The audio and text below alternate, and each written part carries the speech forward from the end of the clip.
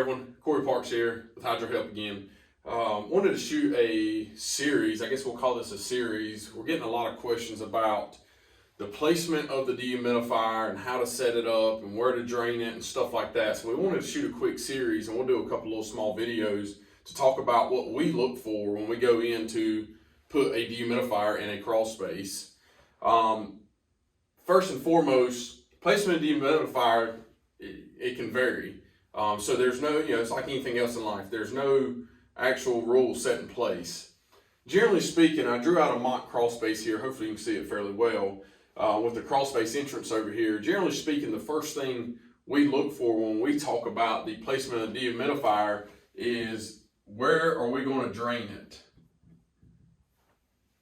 So this dehumidifier drains, if you see this little port right here, drains out of this port, and we want to know where that water is going to go to. We can always put a condensation pump there and take that water and pump it wherever we want it to go, but in our minds, that condensation pump is just another weak link. If we can gravity feed it somewhere, that is what we prefer.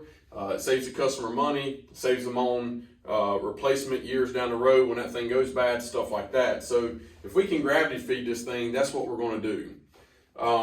The good thing about most crawl space entrances is most of the time they're at the lowest spot.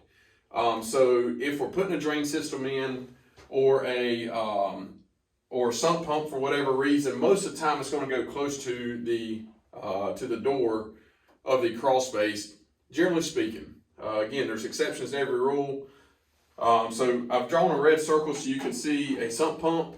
And a lot of times what we try to do is we try to put that dehumidifier, I'll mark it with an X, that dehumidifier right beside the sump pump so we can drain right into our sump pump. We don't have to worry about any other mechanical devices such as condensation pumps. The other thing this allows us to do is to be able to get to this dehumidifier easily for maintenance. So when we come around, do our annual maintenance plan, we clean out the condensation port, we check the filter, clean the filter out. Luckily these are washable filters, so they're very easy. And that's the main thing that we look at, and probably the most important in our eyes is where you're going to drain it. Stand by for the next video. We'll talk a little bit more about what the next steps are and what we look for.